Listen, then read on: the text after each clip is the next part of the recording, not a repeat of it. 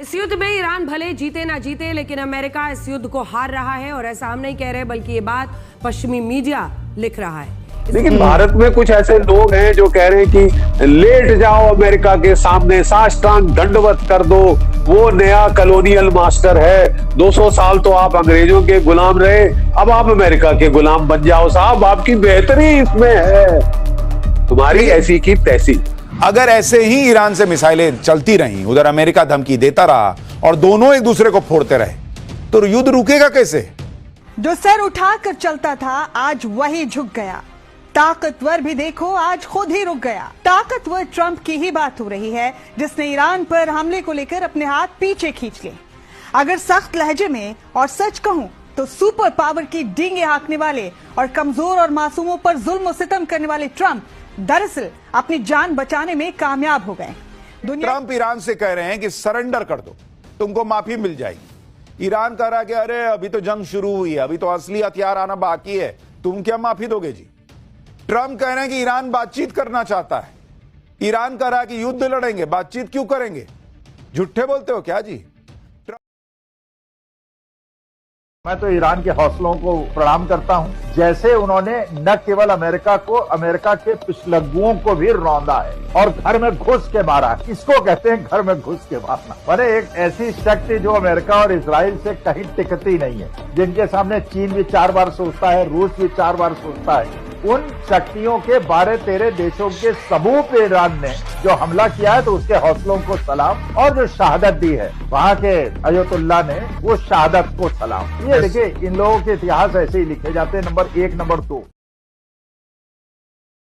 दुनिया इसे कुछ भी कहे, लेकिन मेरी नजर में सुपर पावर की धौस जमाने वाले ट्रंप ने मौला अली के आशिकों की जमात की रहबरी करने वाले, फौलाद का कलेजा रखने वाले आयतुल्ला खामनेई के आगे लड़ने से पहले ही घुटने टेक दिए। और ईरान ने दुनिया को यह पैगाम दे दिया कि जब अवाम और रहबर एक ही सफ में खड़े हों तो दुनिया की कोई ताकत उस मुल्क के निजाम को नहीं हिला सकती।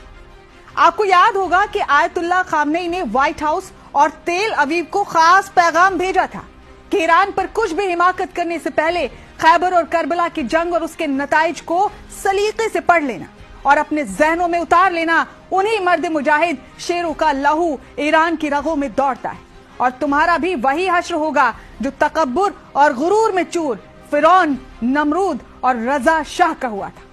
उन्होंने आगे कहा कि हमारे ईरान में लोरियां नहीं बल्कि करबला सुनाई जाती।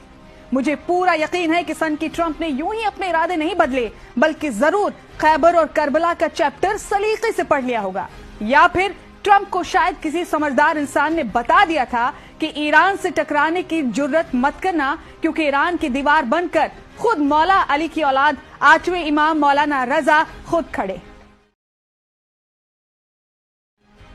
बहुत से सरफिरों का ख्वाब था कि ईरान अब कुछ दिनों में खंडर बन जाएगा। कम अकल ना समझ ये भूल गए थे कि खंडर तो करबला भी बन गया था, लेकिन आज भी वहां परचम हुसैन का झूल रहा है। इसी तरह अमेरिका के कितने सदर ईरान को मिटाने का ख्वाब लेकर आए और चले गए, लेकिन मर्द मुजाहिद मौला अली का आशिक आयतुल्ला खामनेई आज भी न सिर्फ खड़ा है, बल्कि दौरे हाजिर के यजीदों, फिरौनों और नमरूदों को ललकार रहा है। आपको ये भी याद होगा कि ट्रंप ने कहा था कि मुझे सिर्फ जीतना पसंद है। तो मुझे कहना यह है जनाब ट्रंप से कि अगर तुम्हें जीतना पसंद है तो मौला अली के दीवानों ने कभी शिकस्त खाना ही नहीं सीखा। ट्रंप अच्छी तरह समझ गए हैं कि जो खैबर मिसाइल कतर में उसके सबसे बड़े एयरबेस को उड़ा सकती है, उसे व्हाइट हाउस तक पहुंचने में देर नहीं लगेगी। खैर, ट्रंप को अपना हश्र फिरौन और नमरूद की तरह होने से बचाने के लिए खूब सारी मुबारकबाद।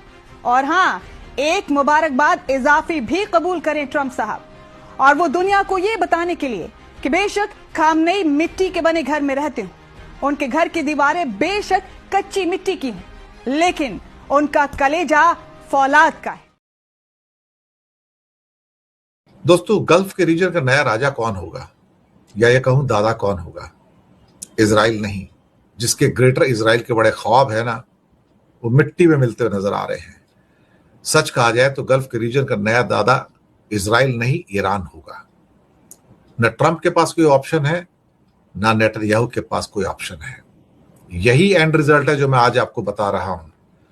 भले ही वो उसके ऊपर एटम बम गिरा दे, लेकिन 10 करोड़ के ईरानी घुटने नहीं टेकेंगे।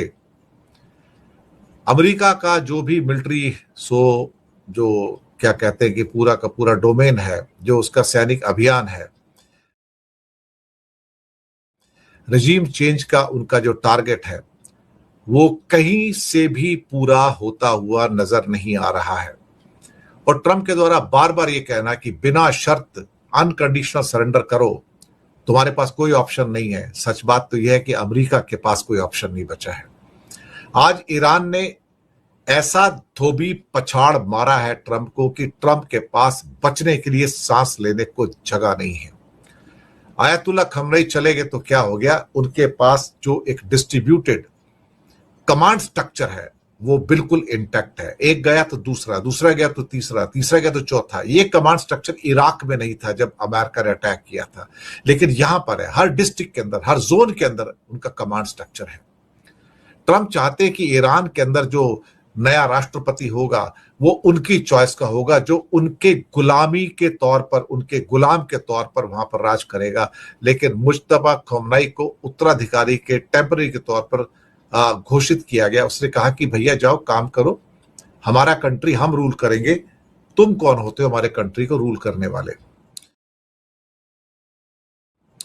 उधर ट्रंप अपने दावा किया कि ईरान ने अपने पड़ोसियों से माफी मांग ली और वादा किया कि उन पर हमला नहीं करेगा, तो ईरान को वो एक loser of the middle east करार दे दिया है, लूजर ऑफ मिडिल ईस्ट। और खाड़ी देशों की जो स्थिति है उसको लेकर यूएई हो, कतर हो, बहरीन हो, सऊदी हो, ओमान हो, सभी अपनी सुरक्षा को लेकर चिंतित हैं। वो सीधे तौर पर ईरान के पक्ष में तो नहीं खड़े हैं, लेकिन कतर ने चेतावनी दी है कि अगर ये युद्ध खत्म नहीं हुआ और कुछ हफ्ते, तो पूरी की पूरी दुनिया की इकोनॉमी को डिरेल करने के लिए वो काफी है।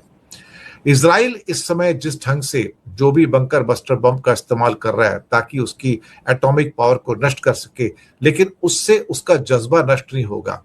लेकिन अमेरिका चाहता है कि ईरान को नया दादा बनने की बजाय उसे सैन्य रूप से पूरी तरह से पंगु बना दिया जाए, लेकिन ये होने वाला नहीं है ना। क्योंकि जो लोग कहते हैं कि बारूद से आप राज कर सकते हो, तो बारूद से आप राज तो नहीं कर सकते दुनिया पे कहीं पे। राज तो भैया वही करता है जिसके पास जज्बा होता है। और अमेरिका के पास तो एक चीज बड़ी प्रचुर मात्रा में है कि अमेरिका तो पुराना भगोड़ा है भैया, कायर भी है। उसके सैनिक हमेशा भाग जाते हैं। उनके सैनिकों में फाइट करने का वो पैशन और जज्बा नहीं है जो भाई साहब अफगानी लोगों के अंदर है या ईरानी लोगों के अंदर है। ये बिल्कुल बिल्कुल सच बात है।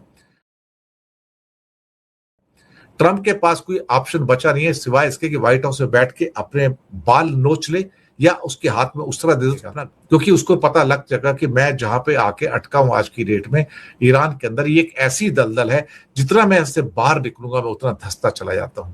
तो ये लड़ाई जल्द से जल्द बंद होनी चाहिए, नहीं तो हमारी इकोनॉमी को नुकसान होगा। दुबई में, अबू धाबी में अभी होके आया था मैं पिछले साल, वहां पे कितने सारे भारतीय बिजनेसेस हैं, ये हैं वो हैं, ये सब है वहां पे। उनको नुकसान हो रहा है। 9 मिलियन भारतीय, प्रवासी भारतीय वहां पे हैं, रिमिटेंसेस भेजते हैं, उनका नुकसान हो रहा है। अब आप फैन क्लब ज्वाइन कर लो कि साहब हमको तो डोनाल्ड ट्रंप साहब बहुत पसंद हैं, वो बड़ा अच्छा कर रहे हैं भारत के प्रति। 50% बड़ी टैरिफ लगाया।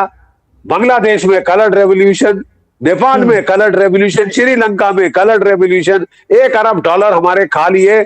और 100 इंजन देने थे GE 404 लड़ाके के लिए हमारे तेजस जी, 2 दिए थे अभी तक जी। यानी पीठ में छुरी घोपे तो इससे बढ़िया छुरी कौन घोप सकता है। और बकवास सुन लो पूरा, defining partnership of the 21st century.